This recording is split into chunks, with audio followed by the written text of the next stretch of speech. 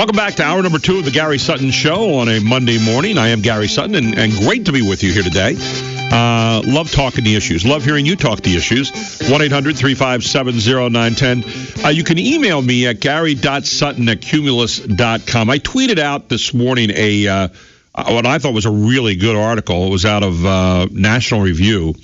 And it was called "Officer Beaten by a Convicted Felon Hesitated for Fear of Being Called Racist. Welcome to the Post-Ferguson Policing." And it's got a lot of the numbers in that I used in that last segment with Ron Hosko. So I would invite you to check that out at Gary G. Sutton on Twitter.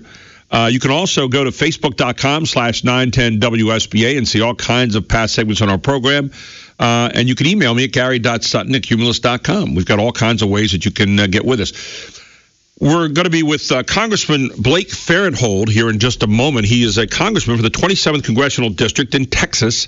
And we're going to be talking about illegal immigration there. Obviously, in Texas, that's a major problem. He is also a guy who is involved in the Oversight Committee for Congress, well-known, well-respected in the Congress, and he'll be with us in just a few moments here on the Gary Sutton Show. But I did want to get back to Donald Trump. Just for a moment, said that basically undocumented immigrants have to go. And he has vowed to undo President Obama's Deferred Action for Childhood Arrivals. That's the DECA program. And Trump is out there again being straightforward. Well, with us this morning, a guy who has to deal with illegal immigration probably on a regular basis, more so than maybe other congressmen in the country. He is Blake Farenthold from the 27th Congressional District in Texas. He's on the House Judiciary Committee, Oversight and Governmental Reform, and Transportation and Infrastructure, and he joins us here on the Gary Sutton Show. Congressman, great to have you with us on the show this morning. Good morning to you. Hey, good morning, Gary. Congressman, Donald Trump over the weekend came out and basically said that illegal immigrants, undocumented immigrants, have to go. Not the most politically correct thing to say, probably, especially in your neck of the woods, and yet at the same time, in true Trump fashion, straightforward, right? Listen, Donald Trump is telling it like it is. He's really not afraid to be politically incorrect. And I tell you, people need to hear the hard truths, and Donald is really telling it like this. We've got to get our borders secure, and we've got to turn off the magnets that are drawing folks into this country illegally.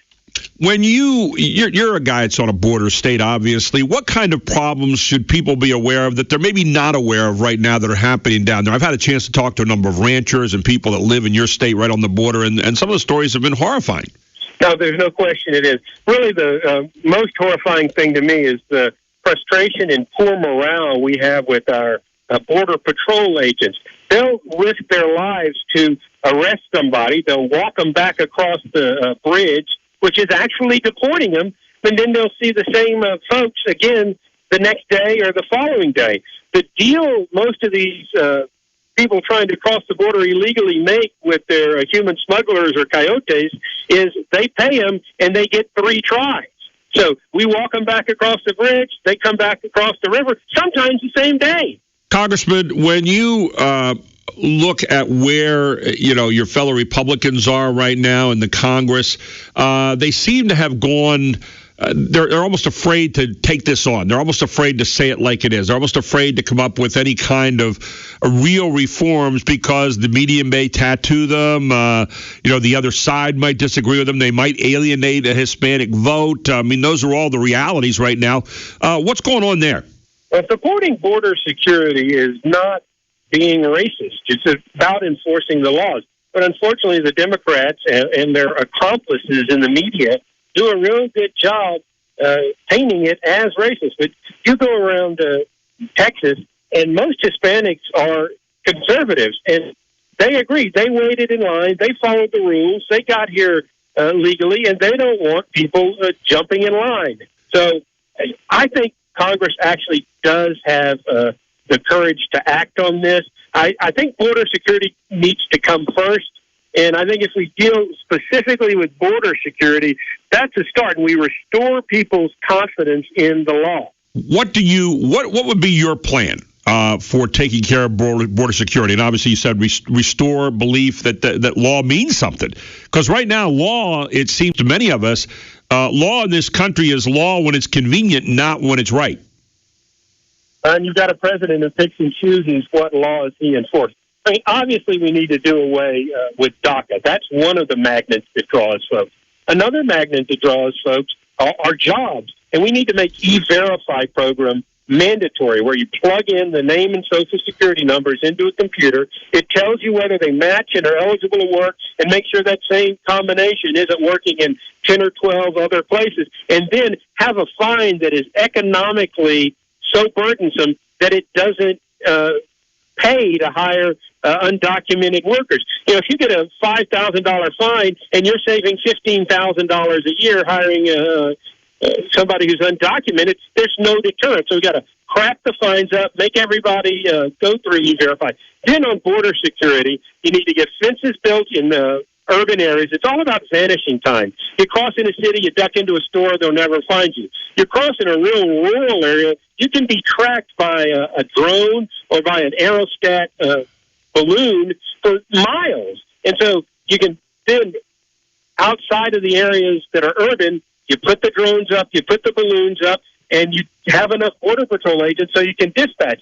With a drone, you can see them 70 miles into the country after they've crossed, and you can see them in Mexico before they've crossed. So you've got, hours to get somebody out there. Right. Use the technology, use the fencing, and get adequate manpower there, and partner with state and local governments. Get the local sheriffs to help. Get the state troopers to help. Get the local police to help. Make it a team effort. Right now, in some of these situations, the locals catch somebody and the Border Patrol won't take them.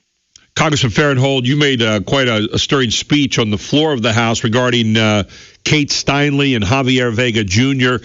and the idea of border security. And one of the things that a lot of people were talking about, people like Kate Steinle, the girl who was shot on the pier at San Francisco, is they become collateral damage in all this. Well, it's more than collateral damage. And someone said, well, there's other people committing crimes in the country too. So it's not just illegal aliens. However, if illegal aliens are not here, they're not committing those crimes. It becomes that plain and simple, doesn't it?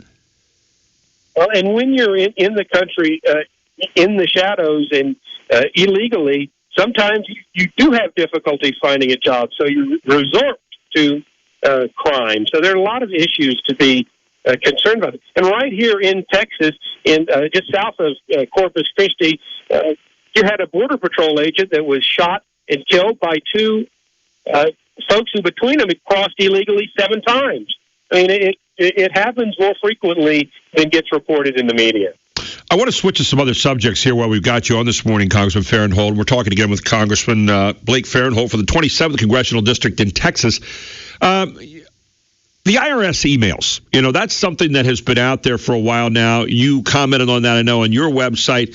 A lot of people are getting a little sick and tired in this country of, we saw with the Benghazi situation, we're seeing it with Hillary Clinton's lost emails right now, or deleted emails, cleansed email server, the Lois Lerner emails. We see a Justice Department that's pussyfooting around with this at the moment. A lot of us are really disillusioned, and I would suspect maybe people in your state the same way, by what they see as a lack of the people who are supposed to be carrying out the law. Here we are again, not doing that at all. Your thoughts on all of that with regard to the emails, with regard to the Lois Lerner emails and the whole thing? Well, I think the Obama administration and the Justice Department has chosen to protect Lois Lerner by not pursuing the emails. I don't think the Obama administration and Hillary Clinton are in as tightly as they were with the IRS.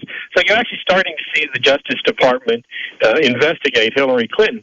But the real heart of the matter is a much bigger picture. We're a government of the people, for the people, by the people. You need a government that doesn't lie to you all the time. This administration is just as soon lie to you as tell you the truth. Listen, you always need to be skeptical of the government. I mean, that's healthy. But when you see somebody from the government talking, their lips are moving, and you think they're lying, that's bad. And you've got that same history of dishonesty and deceit with Hillary Clinton. The talk about she was involved in the whole Benghazi thing, the story about her being shot at getting off the plane, her email server in her house. I mean, her campaign slogan ought to be "Liar, liar, pantsuit on fire." You are a guy who speaks your mind, obviously. we look at what's going on with the whole Iran deal right now. And, increasingly in Congress, and especially in the Senate as well, you're seeing some pretty notable people stepping out against the president's negotiations there, not the least of which is Chuck Schumer, who's probably going to become the next House leader for the Senate leader for the Democrats. What's your take on the whole Iran deal right now, what you've seen of it, and what you know about it to this point? Oh, listen, it's a horrible deal. I've read it. I've read the intelligence briefing. I can't go into any detail because they're classified, but it's going to be a real problem trying to enforce this agreement, especially with all the lead time. It's a bad deal. It's clearly going to get disapproved by both the House and the Senate, but in logic that only makes sense in Washington, the president can then veto that disapproval, and it takes effect. So what's going to happen is we're going to have to muster a two-thirds majority in both houses to override that veto to stop it. And quite frankly, I'm worried that we'll be able to get enough votes. I've talked to some folks who say, look, it's a bad deal and I'll vote against it. And these are Democrats talking, but it's a whole different matter when I vote to override my president's veto. They're different votes. I go, no, they're not. If you think it's a bad deal, you have a moral obligation to do everything in your power to stop it. The heck with party loyalty. You've got to do what's right for the country. Well, that's the point. That your political leanings, do they go beyond? And see, there's the problem that a lot of people are having today. And I know you probably hear about it from your constituents all the time, Congressman Farenthold, that people are more concerned about politics than enacting any kind of decent public policy. And I know that's not the case all the time, and yet that's the perception that a lot of people are left with today. Well, you certainly see it on the Democrat side. They're able to have a whole lot of unity. But, again, I'm a Republican, and you see a lot of feuding within the Republican Party that a lot of people criticize. But I say, hey, look, we're having a healthy discussion about the issues. We're not going to be lockstep with John Boehner when he has a bad idea. Well, and that's the point. That and we're seeing that more and more. We've seen somewhat of the move against John Boehner. We've seen, some of the other things that have happened in D.C. opposed to this whole idea of status quo. What do you do? I mean, from the standpoint of being an individual congressman, and I hear people say sometimes, well, we really can't do anything. What do you try to do as a congressman to make sure that you're fighting that perception that you're part of a status quo establishment that really doesn't do much of anything except talk? So the fact of the matter is, I'm 1/435th of 1/2 of 1/3 of the government. That's not a whole lot of power. Right. But you as an individual congressman have got to vote your conscience, and your most powerful tool is your mouth. That's why when I receive invitations to be on radio shows like yours, I'm almost always a yes, unless I have a scheduling conflict. You've got to constantly fight for the hearts and minds of the American people. And no matter how political you are, the ultimate in politics is the grassroots. And this is why Donald Trump is so successful. He has motivated the grassroots by telling it like it is. And that's what we need in America, somebody who's willing to tell it like it is. And if, you have a right to free speech. You don't have a right not to be offended. You don't have a right not to be disagreed with. So You've got to speak the truth. Couldn't agree with you more. What are the biggest problems right now facing the country from your vantage point as a congressman? I have to say, obviously in Texas, border security is number one. And before the last election in 2014, we did a poll, and 47% of people's concerns were about border security. And that ties into jobs. Undocumented workers are taking jobs from folks who are here legally. I think that's our number one issue is we've got to secure the border. Jobs in the economy is always important. Again, I think there's a nexus to border security. We're blessed in Texas that our economy is doing well, but that's because we try to stay out of the way of the job creators. So overregulation is another big one. Whether it's laws, mostly it's these out-of-control executive branch agencies. Used to be, 10, 15 years ago, the president of either party would appoint experts and scientists to be in charge of groups like the EPA. Well, Obama has appointed ideologues, environmental activists, people with an agenda who have then gone on and hired more people in agenda and all these alphabet soup of agencies like Fish and Wildlife, the EPA, OSHA. And you've got a regulatory environment where there's just writing regulations by Marine, and it's getting harder and harder to start any sort of business without running afoul of a dozen different federal loans. I want to jump into another area here, too, that I know affects people in Texas as it affects people around the country. And you're hearing more and more about people and Obamacare and their reaction. And you're saying, okay, well, it's helping people that didn't have care before. It's helping groups of people like that. There's 10 million more people on the rolls now than there were before, and that's great. And yet a lot of people are saying, what about those who were there before? What about those who no longer can pick their doctor, can no longer, pick their plan exactly the way they wanted to? It's a much narrower set of choices now. You're seeing a lot of moves. I know we talked to one guy in Texas, Dr. James Pinckney, who started Diamond Physicians down there. I've been talking to other people who have started other alternatives to Obamacare where it gets the doctor and the patient back together again. We're seeing more and more of that around the country. What are your thoughts on Obamacare to this present moment and where it stands right now, and is it going to be successful going forward? I don't think it's going to be successful at all going forward. You see the rate at which premiums are going up. It actually, I saw one study, and I forget where I read it. It said we would have been cheaper to put everybody who is uninsured that has gotten on Obamacare on the federal employees' health insurance and just pay their normal premiums. It would have worked out cheaper. I don't know if that's still true, but I read that about a year and a half ago. It's been incredibly expensive. It's been incredibly difficult. It's taken choice away. Everything's more complicated. Your deductibles are higher. Your co-payments are higher. It's a nightmare.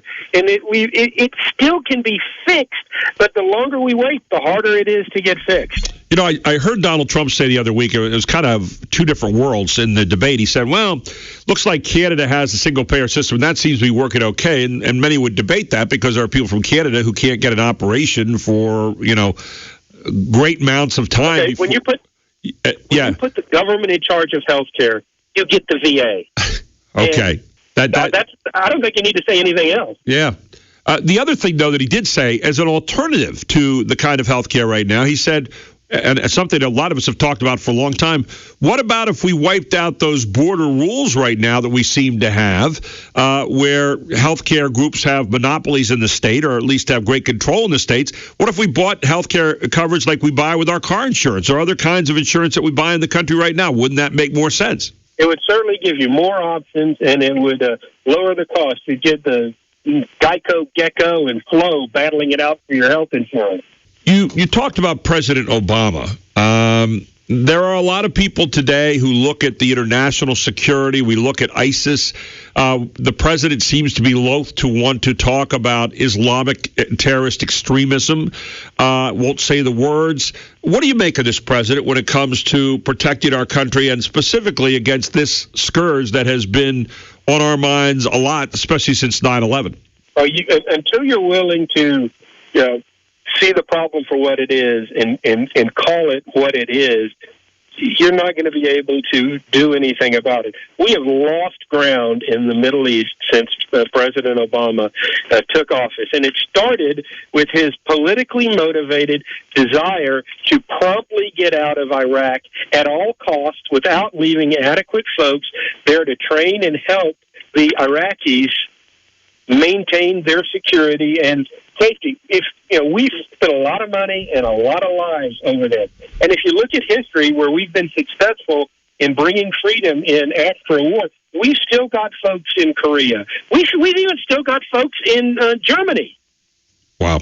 Yeah, and we still have people also in Southeast Asia, and that's one of the biggest. We have a guy on our show starting off every Monday morning, John LeBoutelier, who's been making trips back to Southeast Asia on a regular basis, and he's sitting on what looks like a powder keg of maybe one of the biggest stories that could be out there, that there's somewhere in the neighborhood of around 250 to 500 people still there left over from the Vietnam War, and that there have been overtures made to the United States to get them back, and we've turned them down because to get them back now would be an awful lot of egg on a lot of faces. Are you hearing anything like that? I have not, but it's certainly something I want to look into. Yeah, we would appreciate it because I think, Congress needs to be aware of this. And John LeBoutillier has been going back there on a regular basis on his own dime, talking about, the fact that there have been communications that they've actually offered to get these people back here, obviously for money or something, and that, there's a story out there waiting to be told, and yet Americans are saying, we never leave any soldier behind. We'll go get a Bo Bergdahl and trade 5 terrorist leaders for him, and yet we've got these men who are probably 70 to 75 years old right now sitting over there in Southeast Asia waiting to come home, and a country won't make the deal to bring them back. Well, give John my email address, and we'll chat. Yeah, we'll do that. I think it's important that, we get the Congressman on this right now because apparently we've got some people who have had a chance on the Senate level and so forth. Some, what he would suggest, John McCain has had a chance to do some of this and have turned it down. When you look at the state of political affairs in our country today, obviously you see the ratings for Congress. They're not real high. A lot of people, are constantly complaining about this. What do you think? I mean, you sit down and you look at that and you say, is it justified, or do people not really understand what's going on inside Congress much of the time, excuse me? You hear a lot about the dysfunctionality of Congress, but if you think back to our founding fathers who believed in a limited federal government, they intentionally made it hard to get laws passed in Congress. You had to get through the Republicans and the Democrats in the Senate. You had to get through the Republicans and the Democrats in the House, and then it's got to be signed by the president and can be overturned by the Supreme Court. It's designed to be hard, so we didn't have an oppressive federal government. And when it got out of whack and you had one party in charge of everything, you got Dodd-Frank and Obamacare. You had the 2010 swing election where folks like me came in whose mandate was to say no to bad ideas from the president. Listen, I'm sick and tired of playing defense. I want to get a Republican in the White House where we can get some stuff done, undo Obamacare, get rid of some of these oppressive government regulations, and get this economy going again. Get tax reform, get welfare reform. But we've been playing defense with Obama since I've been in office. Well, the point is, and I think you're exactly right, I think that's a perception. It might also be the reality. He has played Congress, many of us would say like a harp, by going to the EPA, by going to other regulatory agencies, by using executive orders. He's not the first president to have done that by any means. But again, it looks to us like the three branches is a little bit out of whack right now in terms of who's got the power. It seemed that way. And of course, take the Supreme Court as well with some of the major decisions they've made, even in the last year here and before. And you're looking at Congress becoming the third branch instead of the first branch as it was laid out in the Constitution. I agree with you 100%. Past Congresses has given away too much power to the executive branch agencies, either because they didn't want to get into the weeds and do the detail work, or they didn't have the political courage to do it. And that was a mistake, and we're reaping what we sowed. But we've got things like the REINS Act that passed out of the House of Representatives that now says if it were to be passed by the Senate, it'll never get signed by Obama. But if it were to become law, I would say any government regulation issued by one of these alphabet soup agencies that has over $100 million of economic impact has to come and be voted on by Congress so somebody elected by the people can ultimately be held responsible. These faceless bureaucrats say, well, don't worry about you in Congress. We'll just outwait you. You face election every 2 years. I've got civil service protection. You can't fire me for surfing porn. Yeah, and at the end of the day, a lot of us are looking back on it and saying, are we a government run by the bureaucracy? Are we a government run by the people? And right now, the bureaucracy seems to be winning out. Congressman Farenthold, I appreciate you being with us this morning. Thank you so much for taking the time, and we look forward to talking to you again soon, sir. Thank you. Anytime. Thank you. Take care. Congressman Blake Farenthold with us here on the Gary Sutton Show on WSBA.